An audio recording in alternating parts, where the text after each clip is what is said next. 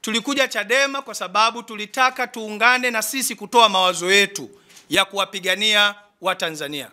Kwa haikuwa bahati mbaya kuwepo Chadema, na wala haikuwa bahati mbaya kuweza kuvumilia yote ambayo tumeyapitia katika chama hiki, katika umri wetu huu, katika mazingira yetu haya. Na hivyo hatutokata tamaa. Tunayaamua haya kwa sababu inawezekana wapo ambao leo hawatotuelewa.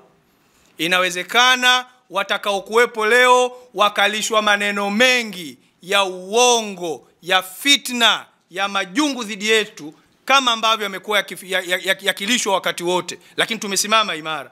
Wengi yatalishwa, lakini ni ukweli ni kwamba Chadema imepoteza mwelekeo. Chadema imepoteza dira. Chadema imepoteza nguvu ya kitaasisi. Chadema imepoteza umoja wa kuhakikisha kwamba inasimamia inachokiamini na inatekeleza inachokiamini. Na hatujafika hapa kwa bahati mbaya. Tumefika hapa kwa sababu ya madhara ya udhaifu usiokuwa imara ndani ya Chadema hivi sasa. Unaweza ukashinda kwa hila. Unaweza ukashinda kwa upanga. Unaweza ukashinda kwa njama. Unaweza ukashinda kwa uongo. Unaweza ukashinda kwa hiliba. Unaweza ukashinda kwa ulaghai. Unaweza ukashinda kwa kila namna iliyo ovu, na utashinda. Lakini unapaswa pale mara baada ya kushinda ujitathmini, ujipime, ujue sasa wewe ni kiongozi wa watu.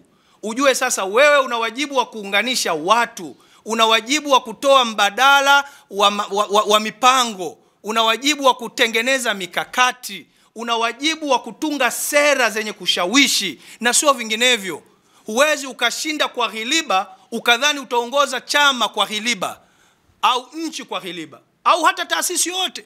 Huwezi ukashinda sijui kwa upanga ukadhani unaweza ukaiendesha nchi au chama kwa upanga. Sio kweli. Sisi sio mbuzi, sisi sio punda, sisi sio ng'ombe, na watu wazima hapa.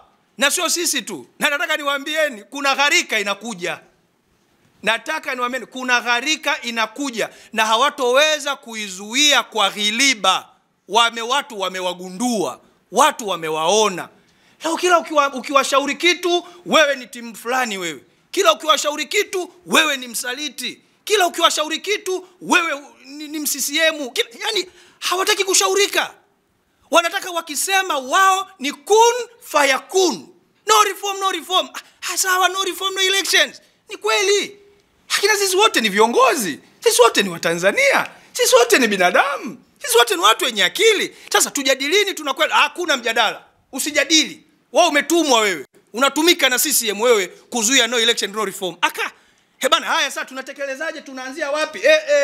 Huyu Mrema huyu anatumika huyu. Mbona hakuyasema wakati alipokuwa ndani? Nani anasema tukiyasema tulokuwa ndani? Na kuna jambo la hovyo linasemwa sana. Kwamba eti no reform wameirithi. Ni kweli wameirithi.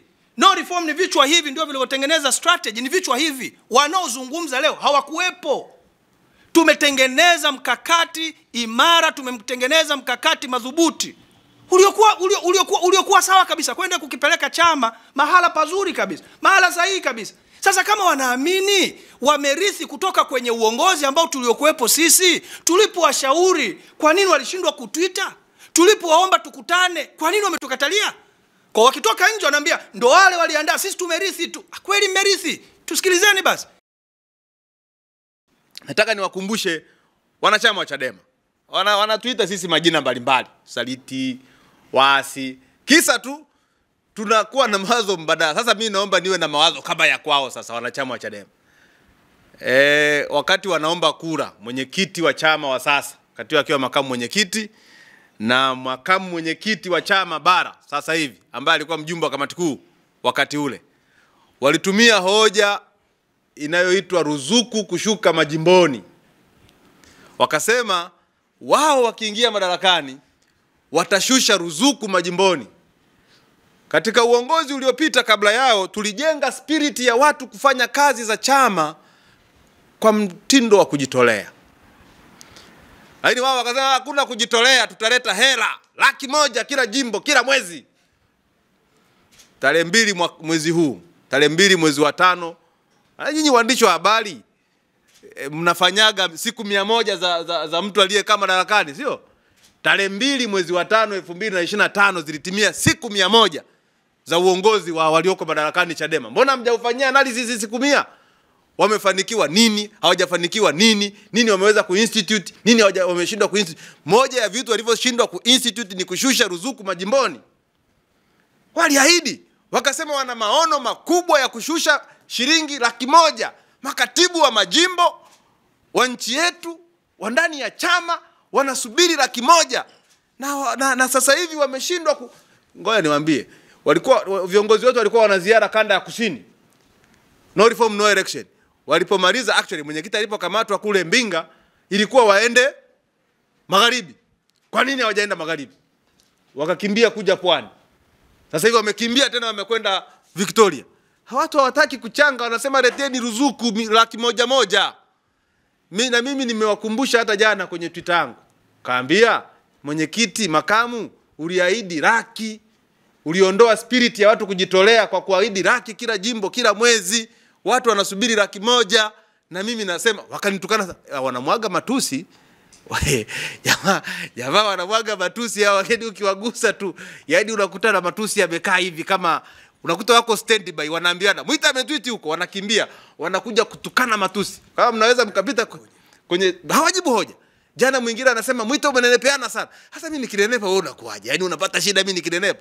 Si nimeachana, mmenifukuza makao makuu ya chama, sasa nakuwa sifikirii mambo ya nchi, nakuwa nanenepa, nakula vizuri, nakaa na mke wangu na enjoy maisha. Si ndio vizuri?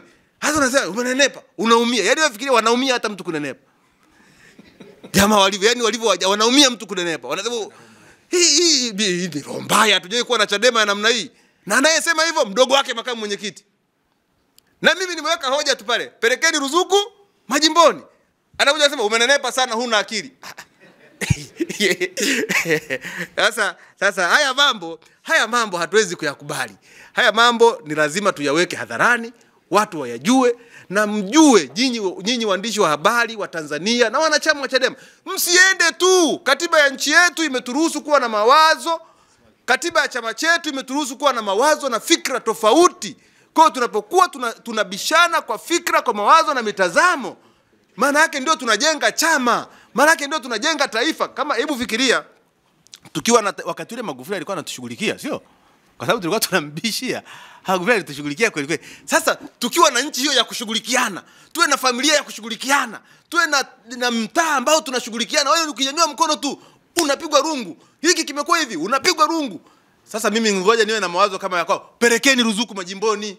Mimi siwezi kuwa kwenye chama ambacho siamini katika agenda au siamini katika huo msimamo.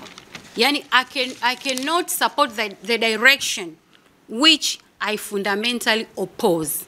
Yani siwezi kuwa sehemu ya kitu ambacho nakipinga.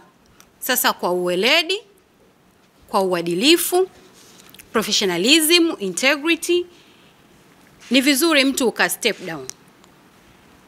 And I, Catherine Ruge, today on 7th of May, I have decided to step down as Chadema member. Siwezi kukaa sehemu ambayo sihitajiki na sehemu ambayo sina furaha. To my life, happiness comes first. Lakini kuna mwanazuoni mmoja anaitwa Zig Ziglar alisema hivi, if it doesn't make you happy, change it. You are not a tree. Yani kama hicho kitu unachokifanya hakikupi furaha au hauna furaha, badilisha, kwa sababu wewe sio mti. Kwa na mimi sio mti, ni free soul, I'm independent person ambaye nina mawazo tofauti na ninapenda kuspeak my mind. Na siku zote nimekuwa nikifanya hivyo. Sasa kama niliweza kuichallenge serikali, tena serikali ya jiwe, chuma Magufuli, why not my party? Yani kwa nini nisiweze kuchallenge? Nisichallenge chama changu ambacho najua wana uwezo wa kunisikiliza na kuniambia no, na kunielekeza na kuniambia hapa hatuendi hivi. Kwa nini mawazo ya watu yapigwe rungu? Kwa sababu sisi we wanted to have hiyo discussion, tuwe na conversation, kwa sababu sisi ni watu wenye akili timamu. I'm a seasoned politician. Mimi sio mwanasiasa mjinga. Na sio tu mjinga. Mimi ni mtu najielewa, najitambua. Kwa hiyo huwezi tu kunipeleka. Naposema tukae tujadiliane, let's sit and have a discussion. Now to address issues, sio watu kuwatukana watu na kuwaita watu majina. Sasa si tuliwaomba, lakini katibu mkuu alimjibu mwandishi mmoja na wengine akawaambia kikao cha watiania kilishafanyika. Hao G55 walipaswa waje kwenye kikao, lakini sisi tulipeleka hoja zetu na hazikuwahi kujibiwa. Lakini mimi personally niliteuliwa kuwa mtaalamu wa jinsia. Immediately baada tu ya signature yangu kuonekana kwenye ule waraka ambao sisi tulipeleka kwa katibu mkuu, wenyewe wakaamua kuusambaza, ondolewa kwa nafasi yangu, nilitumbuliwa yani. Sikupewa fursa hata ya kusikilizwa. Lakini pia namna ambavyo niliondolewa kwa nafasi yangu, nilitumiwa message kwa njia ya WhatsApp, na niliamini kwa sababu viongozi walikuwa kwenye ziara kanda ya kusini, niliamini ile ni taarifa. Kwa sababu mimi nimekaa kwenye secretariat na hatufanyi kazi kwa namna hiyo, hatujui kufanya kazi kwa namna hiyo, yani kwamba unamuondoa mtu kwa nafasi yake kwa WhatsApp message. That's not professionalism at all. So nikajua itakuja sasa barua, wakirudi ofisini nitapata barua rasmi sasa ya katibu mkuu kuniambia umeondolewa kwa nafasi yako kwa sababu 1, 2, 3. Kwa mimi mpaka leo ninajua nimeondolewa niliondolewa kwa nafasi yangu kwa sababu nilikuwa na dissenting opinion, nilikuwa na mawazo mbadala. Unless waje sasa waseme why. Kwa hiyo mpaka leo nahisi tu, I don't know why niliondolewa kwa nafasi yangu na niliondolewa kwa namna hiyo niliyoeleza.